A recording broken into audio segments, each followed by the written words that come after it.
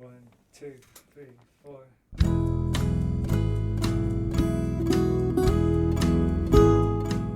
Hello, you're listening to the Skylight Books podcast series. We are a general interest independent bookstore located in the Los Feliz neighborhood of Los Angeles, California. This year, because of the coronavirus pandemic, we've had to close our store and cancel in-person events. But Skylight is your neighborhood bookstore, and we are finding ways to create community even while we're far apart. In the coming weeks, we'll be putting out lots of new audio content to help you discover new books, connect with authors, and check in with your favorite booksellers. To learn more about how you can help keep Skylight alive, please visit our website at skylightbooks.com or check out our social media accounts on Twitter and Instagram. You can subscribe to the podcast on Podbean, iTunes, and Spotify. Thank you for listening and enjoy.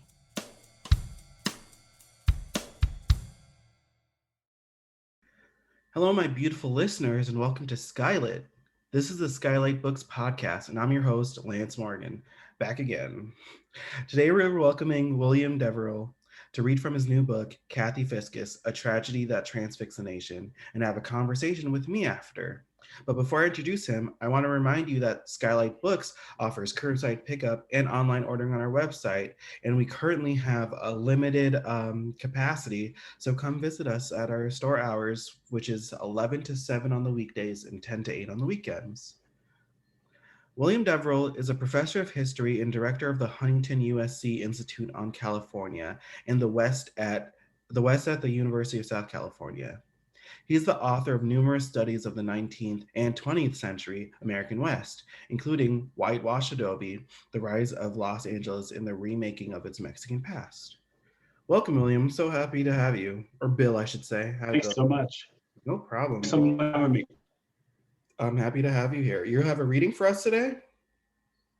I do. I'm going to read from the very early parts of the book. Perfect. Friday, April 8th, 1949, arrived cool and breezy in Southern California. Sometime that morning, Alice Fiscus put her two girls in the family car and drove to Union Station in downtown Los Angeles to pick up her sister, Jeanette Lyon, Jeanette's husband, Hamilton, and their two boys. The Lyons had traveled up from Chula Vista, near San Diego, to spend the weekend in San Marino so their children, close in age, could play. The Fiscus girls, Barbara, or Babs, and Kathy were 9 and 3. Their Lyon cousins, Stanley and Gus, were 10 and 5. Alice Fiscus was recovering from some recent surgery. Her doctor insisted that as she recuperated, she was not to pick up or hold Kathy. But at the big train station, something startled the little girl. Maybe the bustling crowd, or a train whistle, or the rumble of an engine. And Kathy jumped into her mother's arms. For the first time in 6 months, Alice stood and held her youngest child. Kathy stayed in Alice's arms most of the time at the train station. I always felt that I was so glad to have had that opportunity to do that, Alice would later say. Alice, Jeanette, Hamilton, and the children all piled into the Fiscus' Studebaker and drove home on the Arroyo Seco Parkway. Back at home in San Marino, about a dozen miles northeast of downtown, Alice caught up with her sister. By late afternoon, the kids had gone out behind the house to play in a big and weedy 6-acre field. The family's beloved brown and white terrier, Jeepers, romped alongside. Alice and Jeanette began to prepare dinner.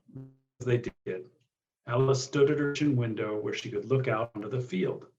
The cousins got along well. While their mothers chatted, they ran and played. It was nearing 4:30 and the sun began its dip towards sunset. I could see the kids out back playing, Alice said, just running, as children do. She heard them laugh as they played. Jeepers ran back and forth with them, excited to have so many playmates. Kathy lagged behind the other children, still in the pink party dress she had worn to the train station. They would look back, she would catch up, and then quickly fall behind again. Alice counted heads. 3, not 4. The littlest child was missing. She was just there. Now she was not. Where had she gone? Alice went out back and asked the children where Kathy had gone. The others thought she was hiding. Maybe she was angry with the bigger kids for racing ahead of her, or perhaps she had gone over to the new playground at the K.L. Carver Elementary School at the far end of the field. Alice sensed that something was wrong. She got into the Studebaker and drove over to the schoolyard. Not finding Kathy, she came right back and went out into the field again. Gus Lyon heard cries near a tractor in the field. He went to investigate. "She's here," he shouted. It was Kathy. Alice would later say it was an absolute miracle that Gus heard her. Kathy had fallen into a well. That was a great reading. Thank you so much for this. Bill, so how are you doing this morning? You doing? I'm doing great. As I sit here in Pasadena, it's pouring rain outside. I love the rain. It makes me actually comfortable inside today. All right, we need the rain too. I feel like this is perfect weather for this conversation too, right? Yeah.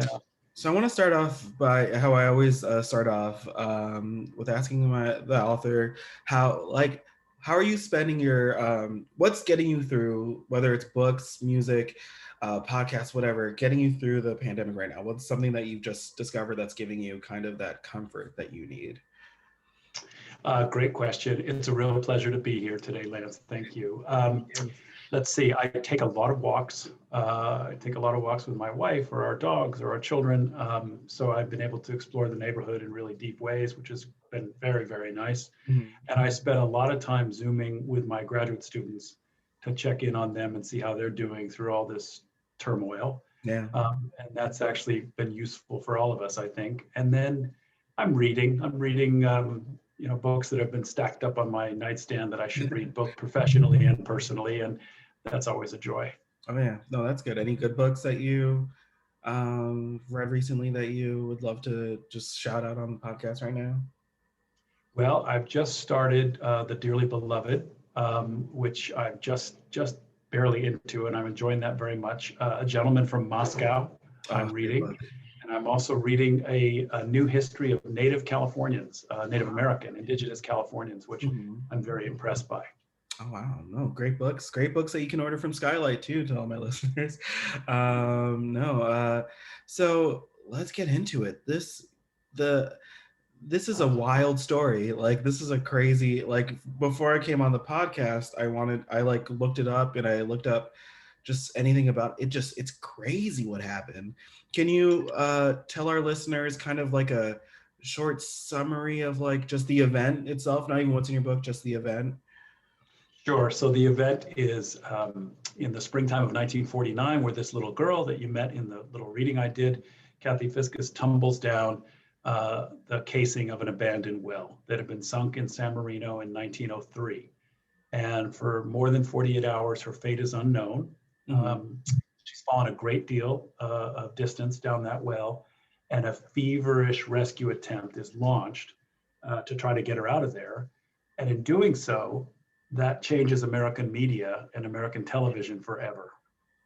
This feels like something that, and I don't know if the rest of my listeners will have this feeling, that I knew about, but I didn't know about, I feel like there's always like a spoof of someone like falling down a well in like a TV show, you'll hear it, or something like that, like a movie might have that premise. But like, I feel like it definitely originates from this, right? It originates. Yes, you're not alone in thinking you may have heard of this before, because it has seeped into popular culture for sure. So that kind of trope of a child in a well, and the ways in which it's reverberating through popular culture, film, television, etc., that is from this event. And also there was an event in the more recent past where a little girl fell into an abandoned well in Texas, Jessica McClure, and she was rescued, I think, in the 1980s. But all these stories actually go back to this one in 1949 and the fate of Kathy FISCUS. Wow. Oh my God. That's so, could you tell me about the time when you just like got so transfixed in the story that like, you were like, I gotta write about this. I gotta let people know about this. This is something that like, is moving me right now. So this has been a very unusual project for me in my professional work as an historian. I've never had a project that grabbed hold of my head and my heart. So this one has done that. It's been a long journey for me to get this book done. I think once my daughter, who's now 20, became a toddler, I think this story, which I knew about, I think the story began to mean more to me. And then I realized about 12 or 15 years ago, actually, that the event took place just within a couple miles from my house. So I know exactly where that well is. We've traced it through GIS positioning. So it has a kind of reverberation locally for me that's very powerful. And it's been a couple of years where I was walking with a friend at the Huntington Library in the gardens. And he said to me, you need to write a book about this. You need to get this book done. And so I thank him because he was right. And now it is done. Yeah. No, I mean, like, and it's crazy that that story's been with you for over like 2 decades, right? Well, it's certainly 12 to 15 years where I've been wrestling with it, doing the research, trying to get the story right. I've worked on other things, of course, but this one is had a kind of special and unusual hold on me. There's no doubt. Oh my God, that's so amazing. So is in like discovering that it's even in your neighborhood, have you seen in your neighborhood how like the effects, since you're local to that area too, how like the effects of that event kind of stuck with the community there? Great question. Yes, the answer is yes, because even though the event was 70 plus years ago, there's plenty of people around who stayed put right here. So if I give a talk about the event, or perhaps someone knows that I'm working on this book, people will recall being there, and they'll recall being brought there by their parents. So because again, the rescue attempt takes place across 2 full days. So people do remember it very, very clearly. And also people say in the aftermath of the event, when they were little children, their parents put even more protective embrace around them as children, didn't let them out of their sight, didn't let them go play beyond the limits of their backyard, because this event scared people. Right. So yeah, it still reverberates, no question. One of the things about this story that really does also just fascinate me is how this did shape kind of American media for like how it was broadcasted and how it was like shown to families across the world, where you said that community of people there like got more protective of their children. That probably happened nationwide, maybe even like internationally.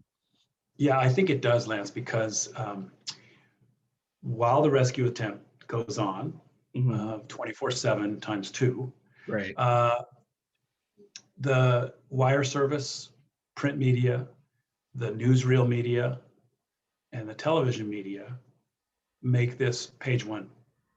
So it's sent across the world. The fate of a little girl remains unknown. Feverish rescue attempt launched, etc. So it did touch people across the world, and it does invent live remote television news, which no one thought could work until this event proves that it can. Is it like just what was there like new methods and new techniques used in this broadcast that kind of changed media too? So also an excellent question. The television cameras, 2 television stations, local stations, show up. They show up as the rescue attempt is moving into its first full day. And the television producers and the technical experts believe that the big bulky cameras that they're using, if they're filming them outside in the sun for a long period of time, they're quite convinced their equipment will melt. Right. And they think that it's going to destroy the equipment. Well, it doesn't. It doesn't melt. And also they have the luxury that they can aim their cameras due north right at the top of Mount Wilson, where they have transmission capabilities for live television. So it's an experiment. And I think most people in the TV business thought it would fail, but it doesn't. And as a consequence, television, which had been around, of course, but had not yet proven itself newsworthy in the ways in which live remote television news is, of course, now very common. Right. It causes that to be possibility. And in the aftermath of the Kathy FISCUS event, television sales go through the roof in Southern California and beyond, I'm sure, because it is such a galvanizing moment in American media. That seems like also it could have did it have any effects in like, I mean, one being so close to the Hollywood industry, but like, did it have any effects on like shooting film outside too for Hollywood? Did they see kind of that implication there?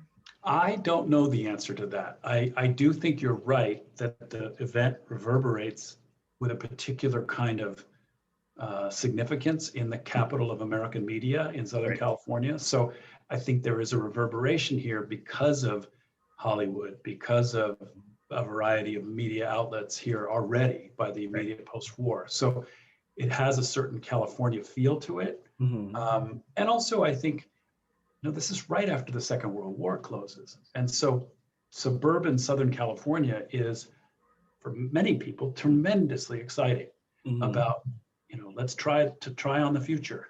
And this event happens essentially in suburban Southern California to put all that, at least momentarily, into real question and also tinged by tragedy. It's always amazing to hear about like these stories of innovation coming from like kind of these huge events like that. That's crazy. How did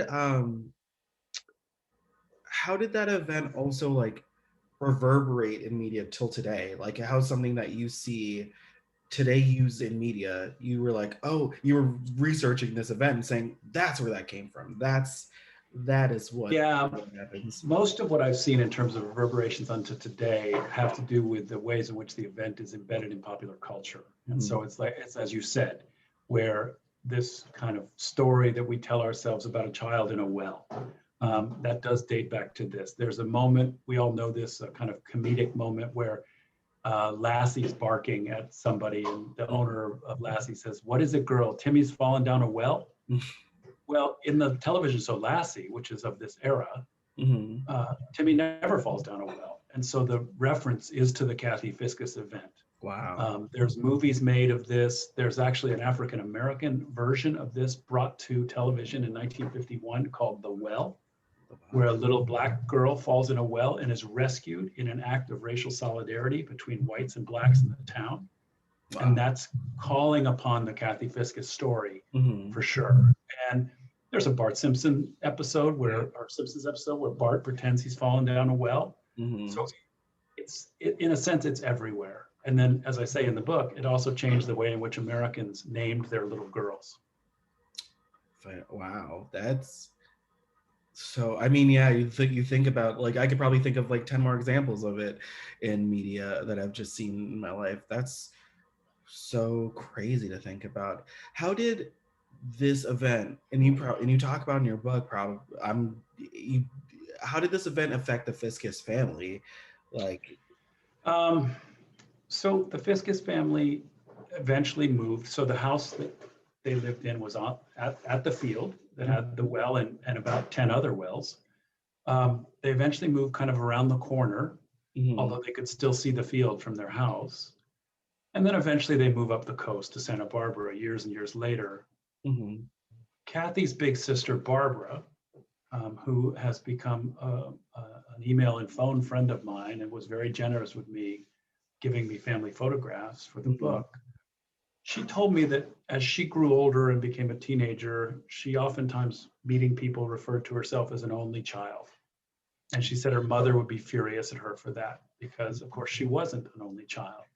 So it undoubtedly affected the Fiscus family. And they also are the recipients of thousands and thousands of letters written to them from around the world to express condolences about the loss of Kathy. And how did that loss kind of also just in the community, like reverberate? You kind of said that the town became more protective, but was there like more safety measures put in place too by the town? Yes, not just in Southern California, but I think around the country, if not further. There are so-called Kathy Fiscus laws enacted in the aftermath of the tragedy, which are designed towards well safety, other kinds of safety on the landscape regarding water sources, ravines, ditches, that kind of thing. So there is an attempt to put laws in effect that will protect children from this kind of fate. So her mom, in the years after the event, when she was interviewed, let's say at the 10 and 20 and 30 and 50 year, events marking this tragedy, her mom often said that though, of course, she still mourned her daughter, she felt that her sacrifice had probably saved a lot of lives of children who would have been put in harm's way were it not for these laws. That's so, I mean, just like to come out of that tragedy and have that thought is so, the word, I don't even know, I can't find that word, but it's just like, extraordinary. Just, yeah, wow. While researching and just digging into this book, and you said you were talking to people who were there and all that, was there any fact or facts, plural, that just shocked you that did not see coming or could not see coming? Yes, there are a lot of surprises in this book. At the rescue attempt, there's a whole group of, I think, almost always men who are engineers and ditch diggers and septic tank diggers. Right. They know how to do it, but they don't know what to do. In other words, how are we going to get her out of there? She's fallen 90 feet. She falls 9 stories down this well casing. Wow. So one of the more eccentric ways in which people contemplate rescuing her is sending someone down the well she's fallen into, grab her and pull her back up. Well, the well casing she falls in is extraordinarily narrow. It's 14 inches in diameter. And as a consequence, anyone that goes down there has to be small. So the call goes out to get jockeys from Santa Anita racetrack. The call goes out to the thin man from the circus. Maybe the thin man can get down there. People drop off their own children and say, drop Billy down the well and, head first with a rope, and he'll grab her and pull her back up. So all this surprised me, but it's an example of just how urgent and confused the rescue attempt was. And her father refuses to let anyone go down that well to rescue her that way. So the only way they know to get her is to dig parallel holes and then tunnel across to where she is, open up her well, pull her out to safety and up. And that's eventually what they try to do. That, I mean, yeah, like you could see, like, I mean, it probably sounds crazy today to think of those options, but yeah, like when you're limited like that. Well, it's fascinating, Lance, because one of the first responders, who's a firefighter from Pasadena, he's interviewed 30 years after the event, and in 1979, and he says to the interviewer, if it would have happened today, we would have gotten her. And I don't quite know what he means. I don't know. I mean, she's still 90 feet down there if it happened in 1979. How do you get to her? Now, eventually in 1949, eventually they do get to her. Right. But she's died. It's like too late. But I mean, do you think that like him saying that was more hopeful than like, like? I don't know. I wish I'd been there when he gives the interview, because it's something about technique. It's something about the ability to dig into the earth faster. Right. Because she is alive. When she falls in, she's alive and crying. That, I mean, like, yeah, I feel like hearing like that, you tell me that feels like the ending of this like dark movie where it's just like, that's the last thing you hear from it. Wow. Yeah. And we kind of touched on it too with like, you talking about the movies and that came from it and like in pop culture, but immediately did Hollywood, with it being so close, kind of respond to it? Were they like wanting to put this in production, wanting to get this story out? Well, Hollywood responds in kind of curious ways. 20th Century Fox loans big lights to the scene. So big, film at night lights, Klieg lights, are loaned to the scene to light it up like daylight across the 2 days of night that they try to rescue her. So Hollywood's there in that way. A number of Hollywood actors, John Barrymore and others, send flowers and condolences to the funeral. And then this television show called The Well is broadcast in 1951. So pretty soon, the event is Easter of 1949. Right. So pretty quickly it finds its way into popular culture cinematically or through television show. And did like shows like that still capture the same audience that were watching it broadcasted around? Oh, I think so. And then the Billy Wilder, who was obsessed by this event, clearly. Billy Wilder makes a movie called Ace in the Hole, right, which is in part about Kathy Fiscus and in part about an event in the 1920s where a spelunker named Floyd Collins gets trapped under the earth in a cave. And he interviewed radio, and dies in there. And Billy Wilder is fascinated by that event and the Kathy Fiscus event, and in essence kind of puts them together in this classic dark.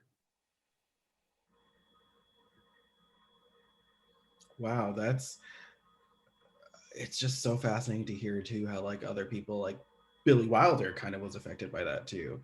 And so I have one last question for you about this book. Did you personally like feel like you like felt Kathy while you were researching this? You like felt kind of you knew more about Kathy kind of as a person after making this book?